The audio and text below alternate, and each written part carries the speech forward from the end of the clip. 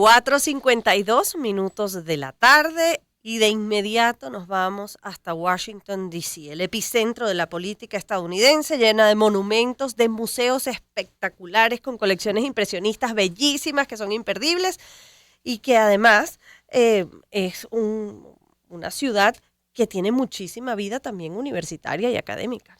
Claro que sí.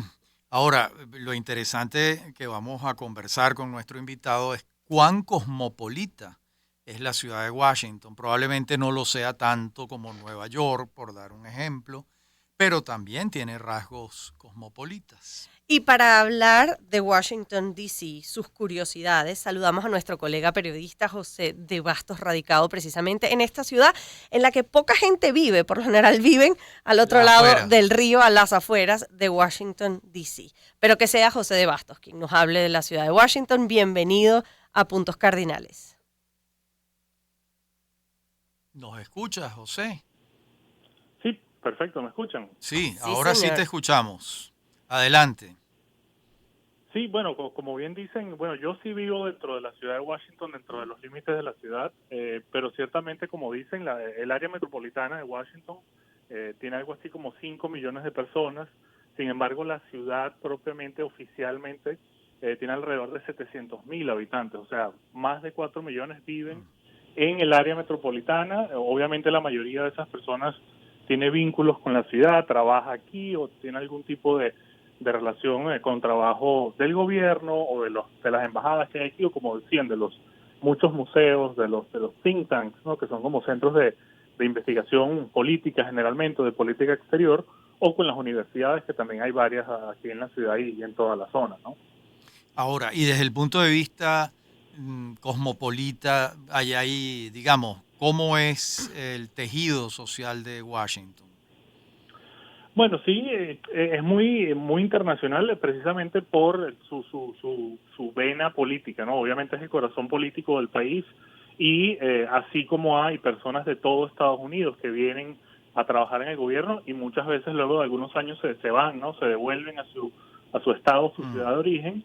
También pasa bueno, muchos diplomáticos, ¿no? O sea, personas de todo el mundo que trabajan aquí en las embajadas, que también vienen a estudiar en las universidades que hay o en estos think tanks que también muchas veces se invitan profesores, investigadores por un par de años o incluso gente que viene por 6 meses a hacer pequeños cursos. Entonces, ciertamente lo es. También aquí están organismos internacionales Sí.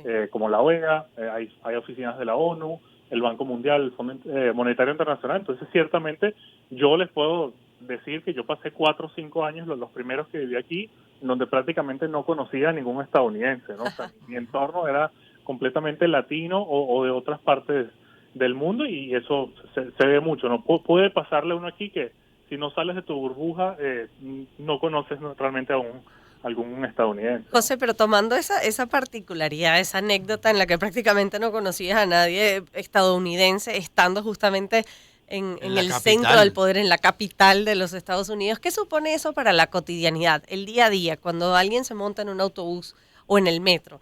¿Cuántos idiomas puede escuchar? ¿Qué tipo de comunidades están radicadas o asentadas en Washington, D.C.? Sí, de las permanentes, digamos, hay muchos migrantes centroamericanos, sobre todo del Salvador, ¿no? En esta zona en general, junto con Los Ángeles, es donde está la mayor comunidad de salvadoreños, también hondureños, y si uno escucha un latino, digamos, hay un gran posibilidad de que sea salvadoreño, ¿no? Y ellos sí son una comunidad, digamos, que vive aquí permanentemente, igual que de Etiopía, es el otro gran grupo migratorio que está en la zona, un poco de Eritrea, pero obviamente Etiopía es un país más grande y bueno, ciertamente en el metro uno puede ver todo tipo de nacionalidades y de razas. También Washington históricamente ha sido una de las ciudades con mayor porcentaje de población afroamericana, ¿no? De población negra Claro. estadounidense, que también, bueno, un poco por motivos históricos y todo lo que, bueno, fue la discriminación histórica, la ciudad está bastante dividida, ¿no? Entonces en el oeste de la ciudad la población es mayormente blanca o de estos grupos migrantes, ya sean como decía, de Centroamérica, de Etiopía o que vienen a trabajar por política, y en el este de la ciudad es donde vive la mayoría de la población afroamericana. Y Bueno, estás describiendo prácticamente una ciudad de paso, donde gente pasa unos años, se va. ¿Eso se expresa gastronómicamente? Bueno, la gastronomía creo que también ha crecido mucho últimamente por eso, ¿no? Por esos toques que le dan los migrantes de todas partes. Y esa frase que mencionabas se dice mucho, ¿no? Como que nadie es de Washington, D.C. realmente, ¿no? Claro, Todo el mundo nadie. viene aquí, incluso si nacen aquí un niño, bueno, era porque mi papá trabajaba Claro, en el gobierno o el tío era un embajador y tal, entonces, sí. pero luego se devuelven a su ciudad. Obviamente hay un grupo de gente, o sea, mis hijos nacieron en Washington, D.C., ¿verdad? Eh, pero Pero sí se es una ciudad irán, muy... en algún día se irán también, ¿no? Bueno, veremos, dependiendo de lo que pase Bueno, esa también. es la vida en los Estados Unidos. Muy poca gente hace su vida donde nació. Hay una Sí, movilidad bueno, interna muy grande. correcto, también porque eso ocurre mucho, digamos, lo normal, si se quiere aquí, o al menos entre las clases medias y medias altas, es que una persona nazca en un lugar, luego a los 18 19 años se vaya a estudiar la Eso, universidad en tal cualquier cual. lugar del país, y al graduarse de la universidad, bueno, buscan trabajo Donde también en sea, cualquier sitio donde sí, Ahora, de sea. Y Estados se Unidos. José, reúnen en Sí, diciembre en la casa de los padres, como en las películas. correcto, José, correcto. y no me gustaría despedir esta conversación sin hacer mención a los museos. Hay museos de prácticamente todo en Washington, Ujú. D.C. Y cuando digo todo, no me refiero o sea, me refiero incluso hasta el Museo del Periodismo, el Newseum, que entiendo, cerró sus puertas hace algunos años, pero yo tuve la oportunidad de visitarlo y Ah, sí, extraordinario. Hay lo un museo recuerdo, sí. incluso del Holocausto, además del museo, la Galería Nacional, que tiene sus Bueno, colecciones y espectaculares, el pero Smithsonian, que es muy sí, bueno. Sí, sí. bellísimo. Correcto, la institución del Smithsonian que mencionan, Sí, digamos que la mayoría de los museos son de ellos, o coordinados por ese grupo, exacto. y la rareza que tienen, sobre todo, bueno, con relación con Estados Unidos, pero yo diría con el mundo, es que son gratuitos. Uno puede entrar sin pagar.